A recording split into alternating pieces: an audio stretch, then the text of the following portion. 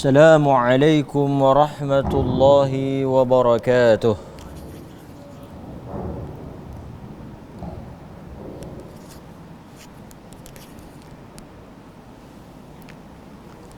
الحمد لله رب العالمين وبه نستعين على أمور الدنيا والدين، والصلاة والسلام على أشرف الأنبياء والمرسلين وعلى آله وصحبه أجمعين.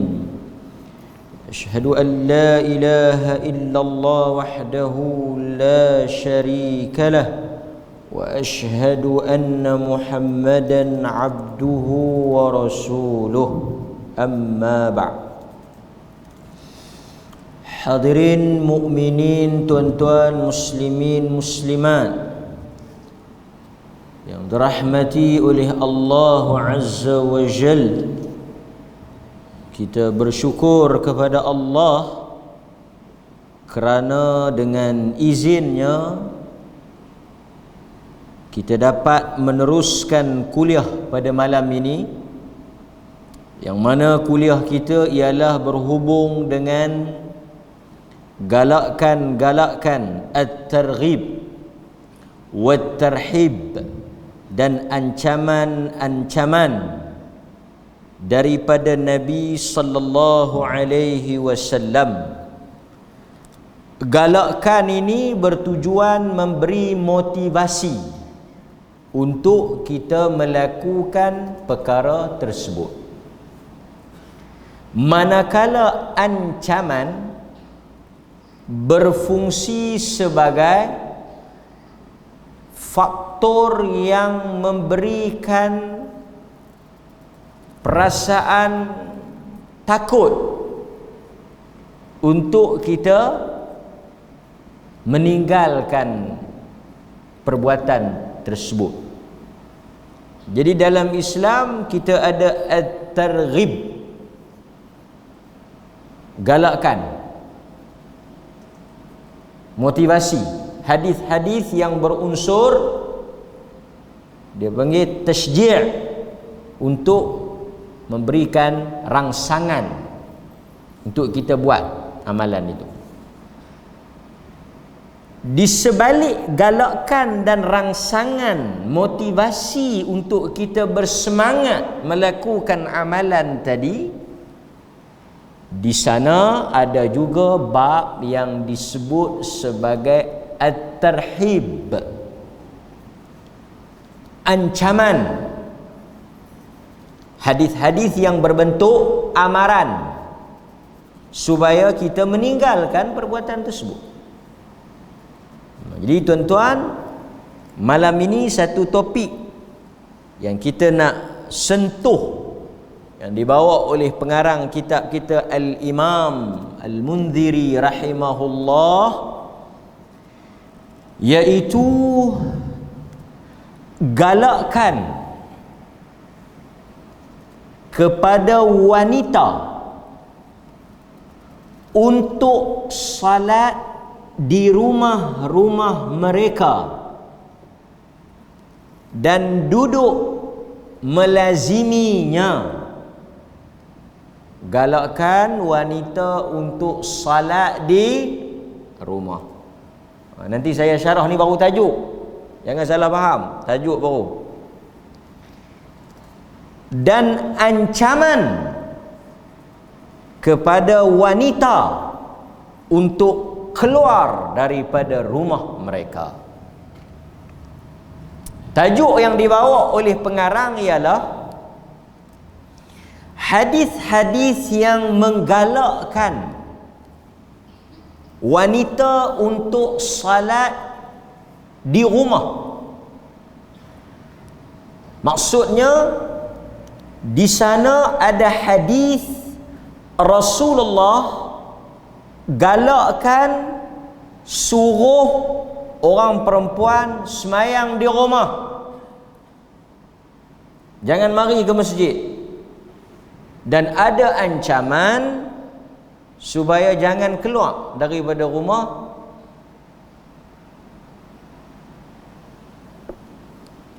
meninggalkan rumah tanpa sebab. Macam mana tuan-tuan? Kita bacalah dulu hadis, sekali lagi saya syarah. Kan? Apa maksud hadis ni? Hadis ni dia kata macam itulah. Sebab itu sebahagian orang bila dia baca hadis atau dia baca kitab, dia tidak meraihkan konteks realiti yang berbeza di antara zaman Nabi dengan zaman kita, maka huraian kepada hadis itu tidak menepati maksud yang tepatlah. Sebab itu bila kita baca hadis, kita tak boleh lari daripada dua perkara. Bila kita sekali lagi kita akan ambil hadis ni, tajuk ni sebagai contoh. Tuan-tuan, apabila kita baca hadis Nabi, kita tak boleh tolak, kita tak boleh abaikan, kita tak boleh nafikan bahawa hadis-hadis Nabi mesti dilihat dari sudut yang pertama, suasana tempat, dimensi tempat. Tuan-tuan kena baca hadis ni, kena tengok tempat Nabi. Dia panggil bu'dul makani. Suasana tempat Nabi dengan zaman kita, tempat kita ini berbeza. Yang tu kita kena raikan. Sebab itu ada hadis-hadis yang perlu ditafsirkan mengikut suasana tempat kita. Okey? Sebab kadang-kadang Nabi bercakap itu kerana apa? Suasana di situ, tempat itu di situ. Seperti apa contoh? Hadis-hadis yang berhubung dengan habbatus sauda. Habbatus sauda. Kita jumpa hadis. Nabi kata apa habbatus sauda? Habbatus sauda ni Nabi sebut apa? Ubat kepada segala penyakit. Ubat kepada segala penyakit. Tetapi hadis habbatus sauda hendaklah dibaca dalam konteks tempat Nabi cakap tu. Yang pertama,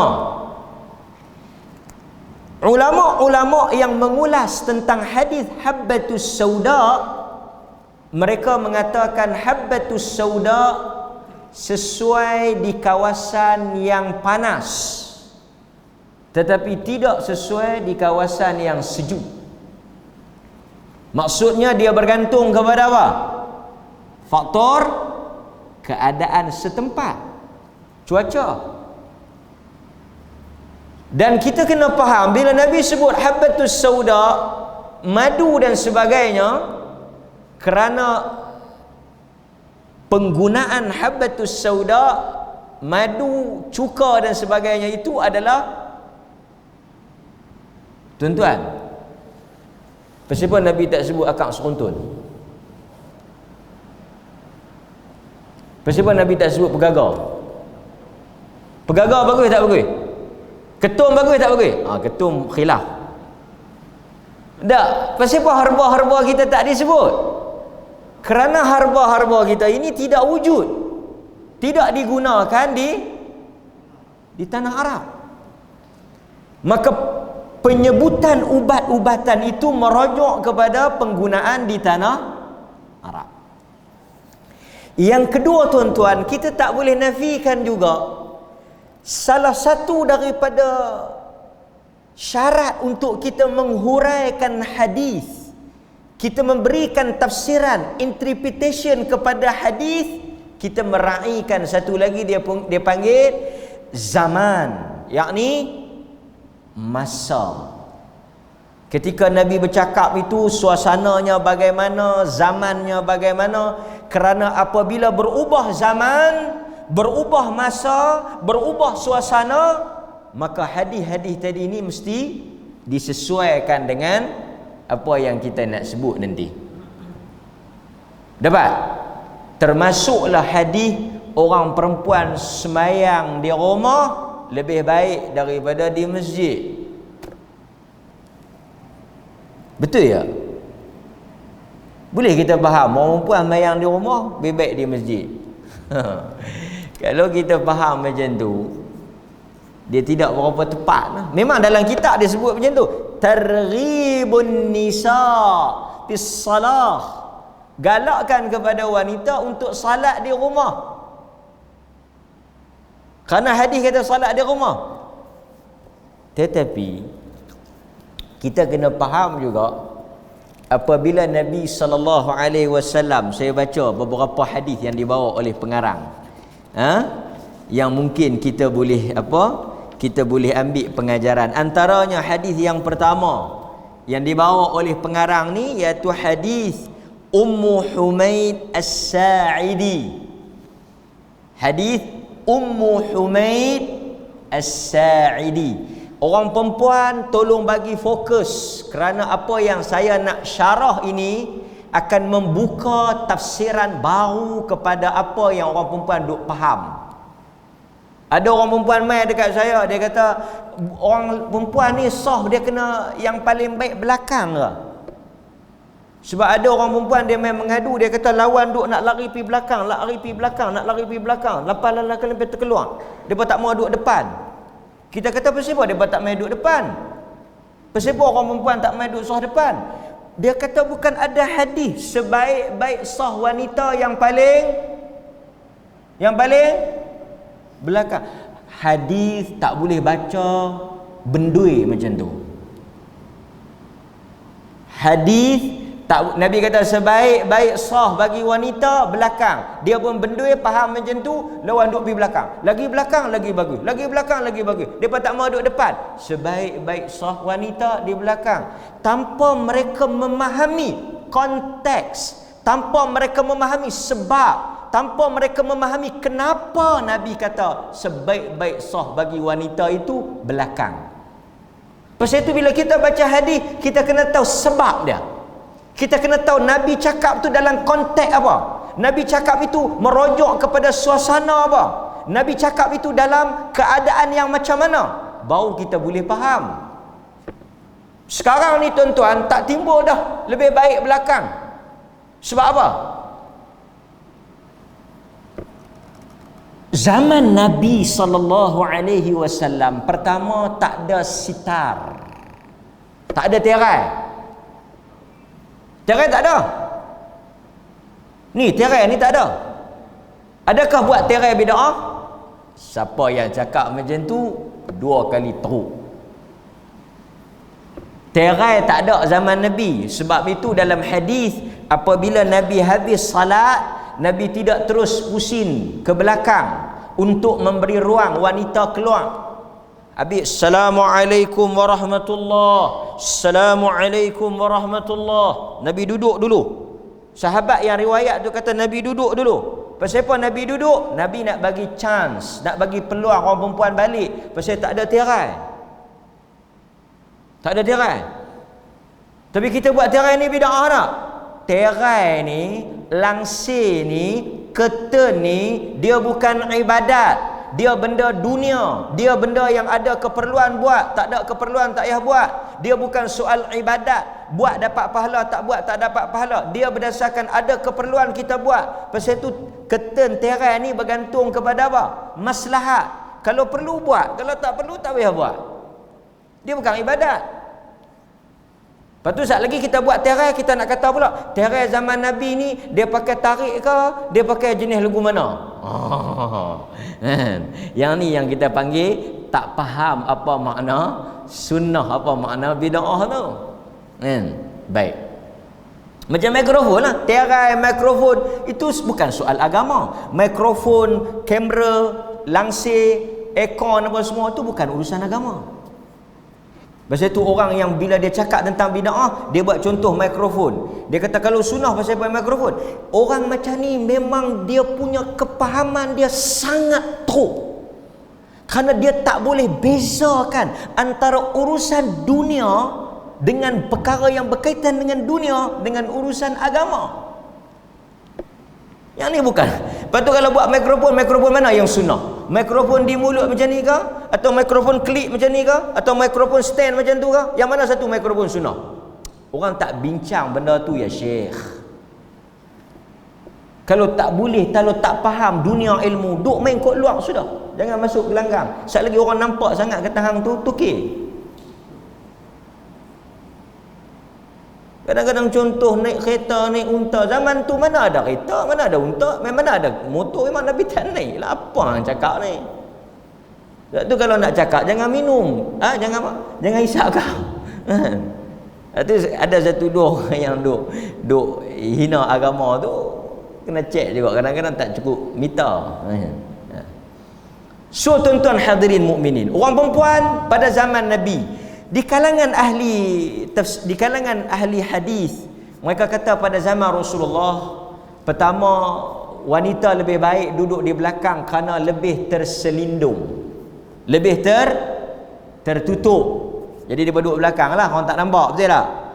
Ada juga yang sebut bahawa lelaki pada zaman Nabi sahabat tak sempurna dari sudut pakaian.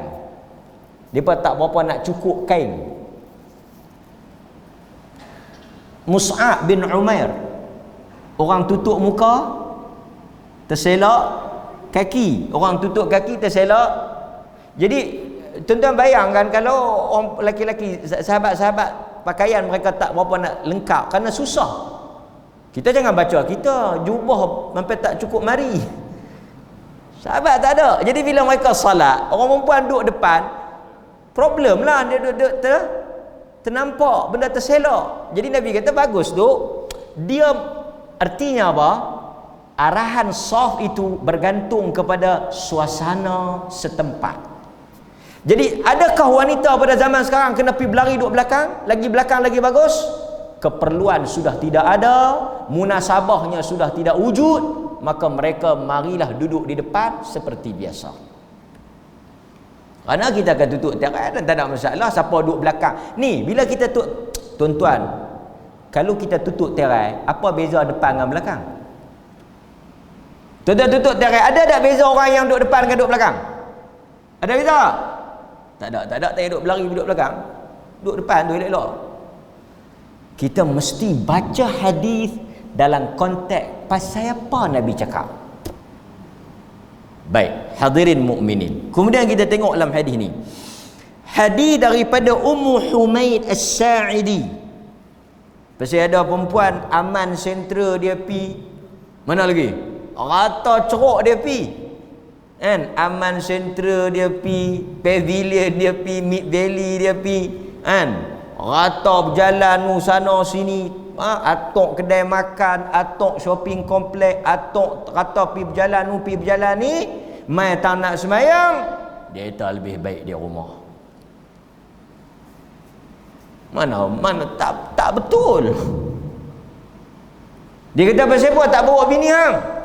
Ustaz, orang perempuan mayang di rumah. Lepas tu yang hang bawa pi aman, yang tu tak apalah.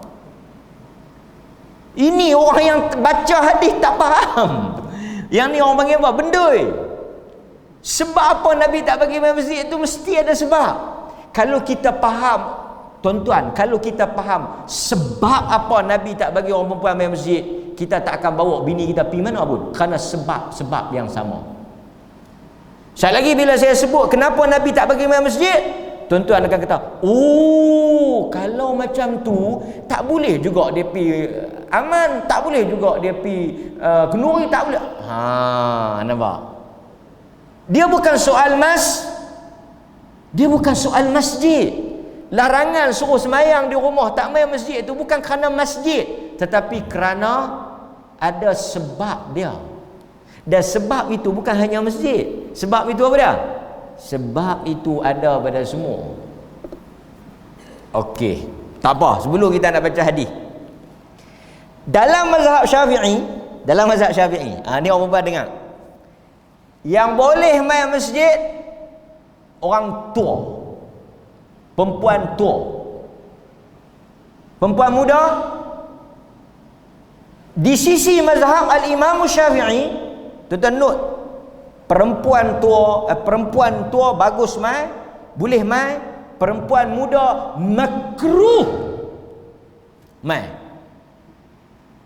Jadi ramailah perempuan tua mai masjid, ramailah perempuan muda pergi tengok mak kilau. Pasal pergi tengok mak kilau tak makruh. Agak-agak tuan-tuan, pasal apa mazhab Syafi'i tak bagi orang perempuan muda mai? Pasal apa orang perempuan tua boleh mai? Orang perempuan tua boleh mai masjid, hak muda tak boleh mai. Agak-agak pasal apa? Tengok jawapan daripada jantan sejati. Cikgu Din telah berani ke hadapan jawab, dan itulah apa yang orang lelaki-lelaki rasa. Walaupun yang lelaki-lelaki lain mungkin tak apa nak berani nak bersuara, iaitu apa? Kami akan tergeram kepada yang muda dan kami tak akan rasa apa pada yang tua. Itulah apa yang disebut oleh fuqaha bila dia kata orang tua perempuan tua boleh mai, orang perempuan muda tak boleh mai. Pasal bila orang perempuan muda mari salat di masjid, dia ada tarikan. Tok Bilal pun batuk bang lewat. Pasal apa? Pembang. Mana Tok Bilal? Tak tahu duk tunggu apa tau. Tuan-tuan, kalaulah di atas tarikan, artinya perempuan muda boleh pergi nak tempat lain. Oh, dia main masjid, dia menarik. Dia pergi shopping komplek, dia tak menarik. Tuan-tuan faham tak ni? Saya duk bawa perbincangan fuqaha duk bawa perbincangan fiqh ni. Apa dia maksud hadis tu? Siapa yang tak boleh ikut, dia tak boleh pergi jauh. Kalau kita kata wanita muda tak boleh main masjid kerana dia ada tarikan, kerana dia boleh menimbulkan fitnah, apakah kalau dia pergi tempat lain dia tak menimbulkan fitnah? Kita kata orang perempuan tak boleh pergi masjid, hampa ni fitnah, hampa ni sagi orang naik geram. Dia pergi tempat lain orang tak geram. Kalau orang masjid pun geram, tambah orang tak masjid. Betul tak Cikgu Din? Cikgu Din bagus. Yang dia meluahkan hakikat kejantanannya. Tapi saya nak sebut itu maksudnya. Maka saya nak katakan tidak timbul isu tua ke, muda ke, isu wanita apa ke, isu nyawa. Larangan Nabi tadi ada konteks yang perlu kita faham.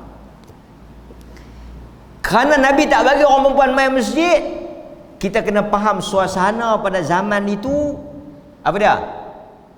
Suasana gelap. Gelap. Jadi kalau orang perempuan main masjid tu, tak boleh bayang tak zaman Nabi dengan zaman kita? Zaman tu gelap. Jadi bila orang perempuan main masjid, dia terbuka ruang untuk fitnah. Hatta Nabi sendiri, tuan-tuan baca kan, Nabi berjalan dengan siapa waktu malam? Nabi berjalan dengan isteri dia Safiyah dalam waktu gelap, kan? Nabi berjalan dalam gelap bersama Safiyah. Lepas tu ada dua orang lelaki-lelaki berjalan laju. Nabi kata, nanti mari sini, wanita yang berada di sebelah aku ni. Pasal apa Nabi kena explain? Pasal gelap, pasal tak nampak. Nabi kata, wanita di sebelah aku ni Safiyah, ibu kamu. Dia kata, ya Rasulullah, tak mungkin kami nak bersangka buruk. Nabi kata, sesungguhnya syaitan itu mengalir di dalam saluran darah kamu. Dia boleh menimbulkan apa? Sangka buruk, syak wa sangka kepada aku. Jadi aku dah potong, tutup. Artinya apa? Ada ruang. Di sekarang ni orang perempuan main masjid naik apa? Naik apa? Dia bawa kereta. Jadi ada tak ruang orang nak pergi tekam tu? Ada orang nak tengok tu? Dan tak Tok Imam nak tengok? Dan Tok Imam kata, mari-mari keluar daripada rumah bawa kereta. Tiba-tiba kita kata dia bawa kereta pergi sana, dia bawa kereta pergi sini, reunion sana, reunion sini, cicah geram belacan sana, cicah geram belacan sendiri. Tiba-tiba mai datang masjid, dia tak boleh bawa kereta, dia kena mayang di rumah. Agama bila dia suruh lelaki, dia juga suruh wanita. Bahkan Nabi SAW meraihkan wanita. Sebab itu kalau kita kata wanita tak boleh mari ke masjid, banyak perkara yang mereka tak dapat.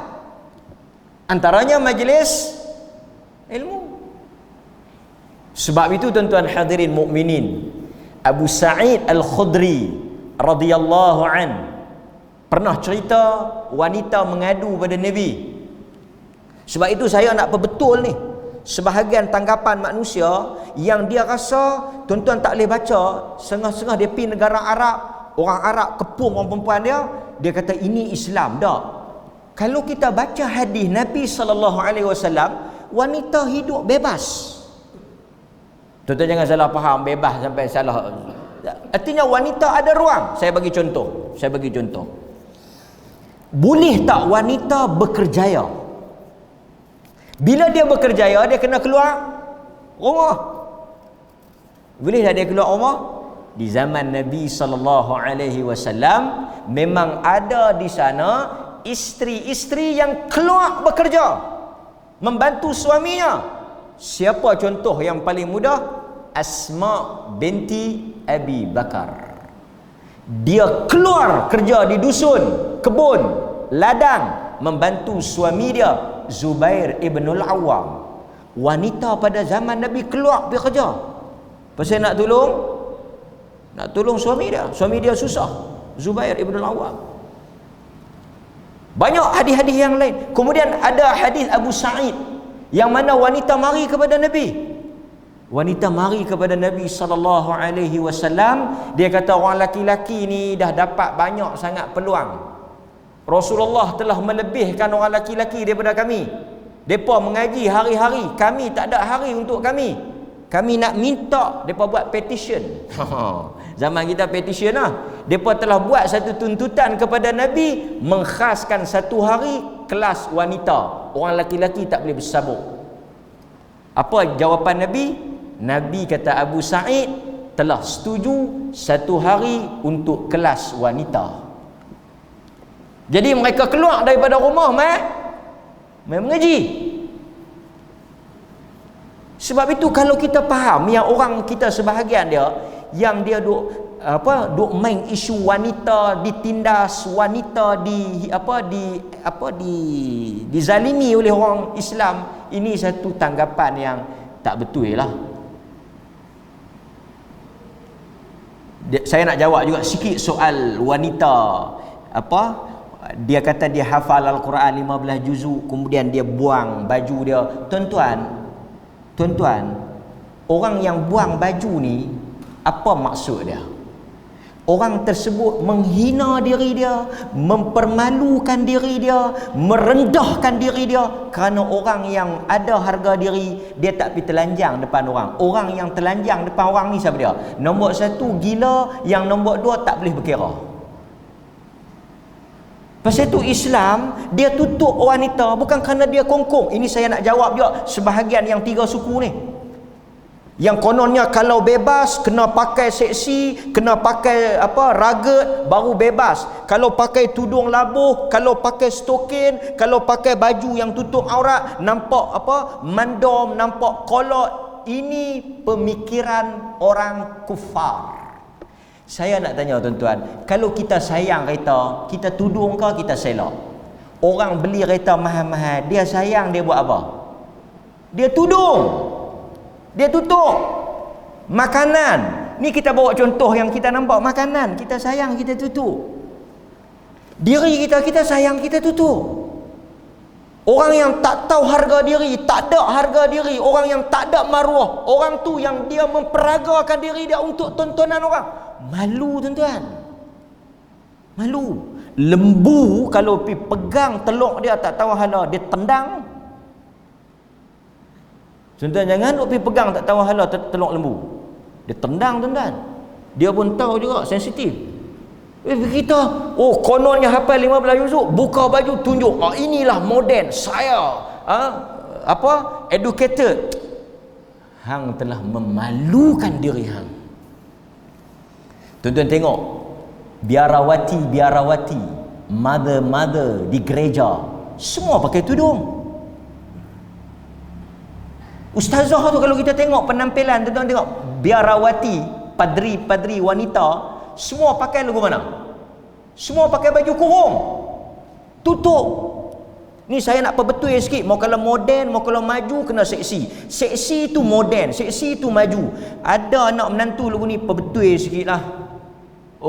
Banyak tuan-tuan yang apa, cerdik-cerdik pandai pakai elok. Pakai ni tak tak melambangkan cerdik lah. Ramai je yang seksi 3 suku sebab tu ya. Kan? Ramai juga saya jumpa doktor-doktor pakar yang pakai tutup tudung. Pakaian, soal harga diri, soal maruah. Jadi kadang-kadang kita bila baca, dan satu lagi, wanita dia kena ada harga diri lah. Bila dia, setengah orang tuan-tuan, semua eksploitasi wanita untuk apa? Untuk nak tarik, dia panggil seks. Jual jual petrol pun gambar orang perempuan, jual barang yang tak ada kaitan pun semua orang perempuan. Pasal apa? Islam dia jaga wanita. Hadirin mukminin. Baik. So hadis ni saya sebut kerana hadis Ummu Humaid As-Sa'idi ni dia mari dekat Nabi. Dia kata, "Ya Rasulullah, inni uhibbu salata ma'ak." Faqala sallallahu alaihi wasallam, "Qad alimtu." Dia kata, "Ya Rasulullah, aku suka salat bersama dengan engkau di masjid." Nabi kata, "Qad alimtu." Aku tahu. Kemudian Nabi kata, "Wa salatuki fi baitiki khairun lak min salatiki fi hujratik. Wa salatun fi hujratiki khairun laki min salatiki fi dariki. Wa salatuki fi dariki khairun laki min salatiki fi masjidi qaumiki. Wa salatuki fi masjidi qaumiki khairun laki min salatiki fi masjidil jama'ah." Nabi kata, sesungguhnya engkau salat di rumah engkau lebih baik daripada engkau solat. Nabi bagi macam satu perumpamaan lah. Nabi kata, lagi dalam kau semayang, lagi tertutup, kan, baitun hujrah, kan, rumah tu dah bagus dah, tapi lagi bagus kalau ada bilik tu bagus dah. Kalau ada lagi satu sudut yang tertutup dalam tu, lagi bagus. Lagi dalam, lagi orang tak nampak, lagi tertutup, lagi bagus. Kemudian Nabi kata, kalau kau semayang di masjid kampung kau, lebih baik daripada kau semayang di masjid aku. Nampak tuan-tuan? Walaupun masjid Nabi itu 1000 kali salat. Kemudian tuan-tuan, hadis-hadis yang saya akan baca juga, Nabi SAW kata dalam hadis Abu Daud, salatul mar'ati fi baitiha, salat seorang wanita di rumahnya afdal, lebih baik daripada dia salat di luar rumahnya, dia salat di bilik tidurnya. Wa salatuha fi maqda'iha afdal min salatiha fi baitiha, dia salat dalam bilik lebih baik daripada salat dalam rumah. Artinya apa? Lagi tertutup lebih baik dia salat. Kemudian banyak lagi dalam hadis yang lain Nabi SAW sebut tentang apa? Wanita salat di rumah ini afdal daripada dia salat di masjid. Cuma tuan-tuan, saya dah sebut tadi, dah panjang lebar dalam mukadimah, hadis-hadis yang seumpama ini mesti dipahami dengan maksud wanita dilarang mari ke masjid kerana faktor-faktor sampingan. Artinya bila dia mari ke masjid, dia boleh membuka fitnah. Dan fitnah wanita ni banyaklah kalau kita nak syarah.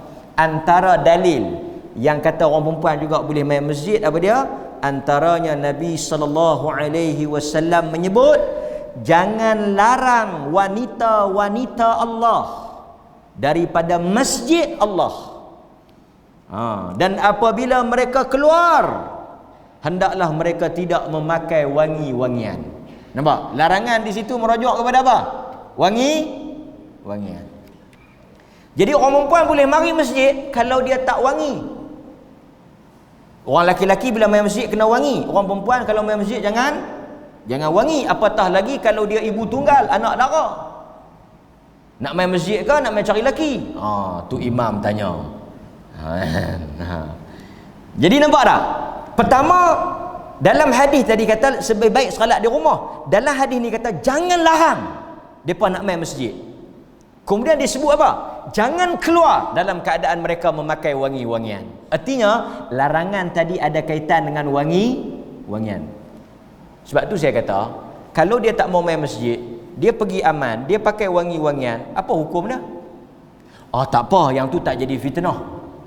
Yang jadi fitnah ni kalau main masjid ya. Macam mana pula?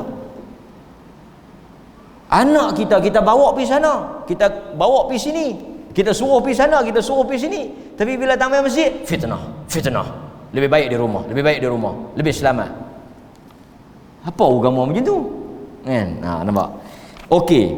Kemudian tuan-tuan, kalau kita tengok juga, apa yang disebut oleh para ulama berkaitan dengan salatnya wanita di rumah. Salatnya wanita di rumah ni kerana apa? Kerana kalau mereka mari, mereka boleh menimbulkan suasana yang tidak harmoni. Artinya tadilah yang kita kata tadi, dalam keadaan menimbulkan tarikan. Maka terangkat larangan ataupun suruhan wanita salat di rumah itu apabila mereka dapat memelihara beberapa perkara. Antaranya, satu, mereka tidak berwangi-wangian seperti yang kita sebut tadi. Nabi SAW benarkan wanita datang dalam keadaan mereka tidak memakai wangi-wangian. Jadi orang perempuan kalau dia nak main masjid, dialu-alukan, kerana dia juga termasuk dalam apa? Innama ya'muru masajidallahi man amana billah. Allah kata, sesiapa yang memakmurkan masjid, orang-orang yang beriman kepada Allah dan hari akhirat, termasuk wanita. Jadi wanita juga dialu-alukan untuk memakmurkan masjid. Wanita juga termasuk dalam kalangan orang yang beriman jika mereka mari ke masjid. Tapi kalau mereka tak mau mari masjid, tak ada masalah. Tuan-tuan kena faham, wanita boleh datang ke masjid. Mereka dialu-alukan. Mereka juga mendapat fadilat berjamaah. Mereka juga termasuk dalam memakmurkan masjid. Tetapi tuntutan, maksudnya kalau mereka tak mari, mereka salat di rumah, tidak ada masalah. Tapi kalau mereka nak main, okey, tak ada larangan. Larangan yang kita baca tadi ni, dia ada sebab musabab dia. Tetapi tuntutan mari ke masjid ini berat ke atas lelaki. Jangan terbalik kuang. Wanita yang mari, lelaki tak main. Mana lelaki hang? Lelaki saya sembahyang di rumah jaga anak-anak, dia wakilkan saya. Sebab saya biro wanita, dia AJK tak lekat, dia tak main lah.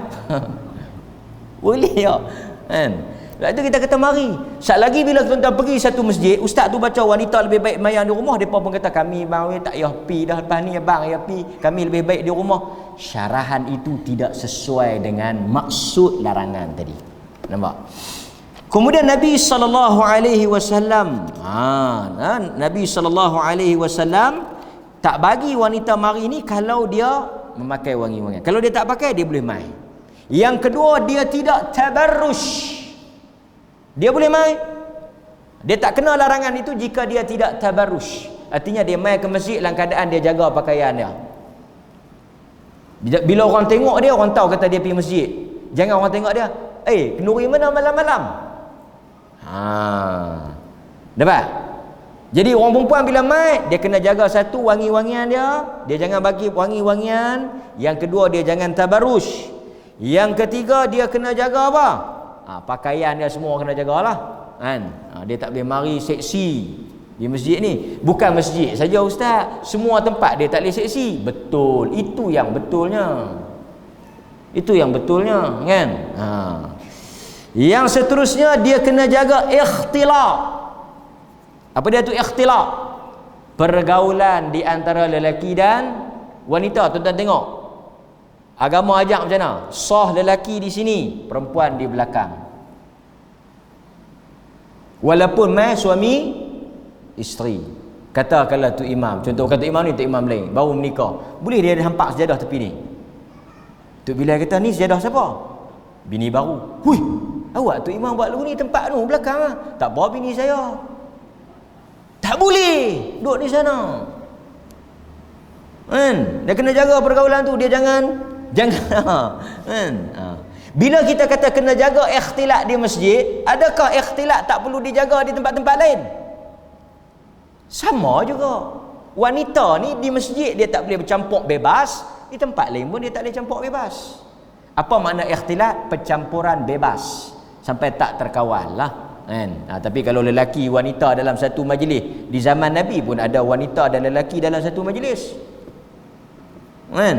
Dalam keadaan terkawal lah, kan, dalam keadaan terkawal. Kemudian hendaklah dia melalui jalan yang tidak menimbulkan fitnah dan keselamatannya terpelihara. Nampak? Sebab itu ada orang tanya, bolehkah wanita bermusafir seorang diri? Boleh tak wanita bermusafir seorang diri tanpa mahram? Boleh tak? Kalau kita tengok dalam hadis, Nabi tak bagi. Di kalangan fuqaha, mereka berbeza pendapat apakah sebab Nabi tak bagi. Ada sebahagian dia strict, dia kata kalau tak ada mahram tak boleh. Maksudnya kalau tuan-tuan lepas anak dara tuan-tuan pergi Penang, tuan-tuan tak teman, tuan-tuan berdosa. Pasal hadis itu, la tusafirul mar'ah, tidak boleh bermusafir seorang wanita tanpa mahram. La tusafirul mar'ah, hadis itu tak boleh bermusafir. Artinya anak dara orang perempuan dia tak boleh pergi mana-mana melainkan dengan mahram dia, musafir. Dia tak boleh pergi Penang, dia tak boleh pergi KL. Hang nak pergi Penang dengan siapa? Saya pergi seorang, pak saya tak hantar, dosa balik. Tak boleh. Tak boleh musafir. Tapi sebahagian fuqaha kata larangan tak boleh musafir itu kalau boleh menimbulkan fitnah dan boleh menimbulkan mudarat. Artinya kalau mereka pergi satu kumpulan wanita, jama'atus thiqat, mereka pergi satu grup orang perempuan yang dipercayai, mereka naik apa? Mereka naik kapal terbang, mereka naik kereta api. Kereta api celah mana orang nak pergi Rogol? Artinya dia, tuan-tuan beli tiket kapal terbang ke anak tuan-tuan, naik daripada Kepala Batas, tuan-tuan hantar Kepala Batas, masuk dalam airport, naik atas kapal terbang, berapa jam? 45 minit, penuh orang, pramugari duk lalu lalang mai situ. Sampai di sana pok menakan dia dah tunggu nak ambil dah, kawan dia dah tunggu nak ambil dah, di airport punya ramai. Selamat daripada fitnah, selamat daripada mudarat, selamat daripada bahaya, dalam duduk dalam keadaan yang terkawal, maka tidak ada lagi larangan tadi ni. Apatah lagi orang perempuan pergi pula satu grup wanita, kan, grup apa, ladies group 4-5 orang yang dipercayai, jama'atus thiqat, naik satu bas. Silap hari bulan berpukul dari bas yang tak ketahui hala nak buat tu. So dia tengok kepada sebab. Okey, pasal apa kita kata orang perempuan boleh musafir? Tuan-tuan bisa jumpa tak hadis yang Nabi kata akhir zaman apa berlaku? Tuan-tuan bisa jumpa tak hadis akhir zaman apa akan berlaku? Akan bermusafir seorang wanita daripada Sana'a. Kalau tak silap saya hadis itu sebut Sana'a. Akan bermusafir seorang wanita daripada Sana'a mari ke Mekah dalam keadaan selamat. Artinya Nabi nak habaq kata boleh. Artinya sudah ada hint kata bolehnya musafir wanita dalam keadaan selamat daripada fitnah dan bahaya. Sebab itu ulama khilaf tentang isu mahram. Dulu Saudi, dulu masa saya buat travel, Saudi memang tak benar, kan. Siapa yang nak mari ke Mekah, depa strict, depa ketat, rigid. Siapa nak mai Mekah kena ada mahram. Kalau tidak tak dapat visa. Pasal depa pegang la tusafir mar'ah, tak boleh musafir. Siapa mahram? Siapa mahram? Pasal itu kena bagi bukti dokumen. Pasal dia pegang hadis tadilah. Kemudian mari kepada zaman. Depa tak pakai ni, kan. Benda-benda ni luas.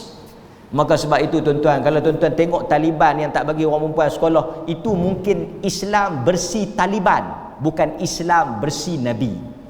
Kerana di zaman Nabi, wanita boleh menuntut hari untuk belajar, wanita boleh keluar kerja, wanita hidup di zaman Nabi bersama dengan orang lelaki-lelaki dalam keadaan dia jagalah. Dalam keadaan dia jaga. Pasal itu bila kita kena faham, wanita pakai tak pakaian yang berwarna-warni. Pasal kita pergi di Mekah semua pakai hitam. Tuan-tuan kata yang ni kot zaman Nabi semua pakai hitam. Bila kita tengok dalam hadis, ada wanita yang pakai pakaian berwarna. Maka sebab itu kita kena beza Islam bersih Saudi dengan Islam bersih Nabi. Tidak semua yang Saudi buat itu mesti Nabi buat macam tu. Kadang-kadang budaya mereka macam tu. Kan? Hadirin mukminin, wallahu taala a'lam. So ini apa yang boleh kita faham kepada maksud lebih baik wanita salat di rumah daripada di masjid kerana faktor-faktor yang bahaya dan tidak sesuai berlaku kepada wanita, kan? Hadirin mukminin. Kemudian tuan-tuan, kalau kita tengok juga wanita kalau mereka nak salat di rumah umpamanya, mereka tak boleh main masjid. Kita tak nafikan satu lagi benda yang kita nak kena jelas, salatul jamaah merujuk di masjid. Salat berjemaah di mana? Di masjid. Jadi laki-laki semua mari ke masjid, main masjid. Wanita kalau tak mau mari, ada anak ke uzur ke apa, tak berat sangat. Tapi kalau nak main, ahlan wa sahlan, nak main mengaji dan sebagainya. Cuma saya nak sebut sikit, orang perempuan dia boleh dapat juga kelebihan berjamaah. Macam mana dia boleh dapat kelebihan berjamaah? Apabila laki dia balik, dia boleh berjamaah dengan laki dia. Janganlah dia bagi alasan, saya tak boleh main masjid ustaz, tak boleh main masjid tu imam. Pasal apa? Bini saya ajak berjemaah di rumah, kami duduk berjemaah di rumah. Kalau semua orang pakat nak berjemaah di rumah, kita tutup masjid. Tok Bilal main-main bang tak mutu balik. Tok Imam kata pasal apa? Tunggulah. Saya pun ada bini kat rumah Tok Imam. So, laki-laki mari. Cuma bila laki-laki mari ke masjid, orang perempuan nak jemaah, tunggu ustaz. Boleh. Kalau depa tak boleh mai lah. Pasal tu Allah Taala ni ra'i orang perempuan ni, sayang orang perempuan ni, jaga orang perempuan. Pasal apa? Orang perempuan ni banyak masyaqqah. Depa nak mai bukan lagu laki, depa ada anak, ada rumah tangga nak urus, depa tak berat sangat. Depa urus rumah tangga. Jumaat pun depa tak gaduh mai. Allah ra'i keadaan orang perempuan.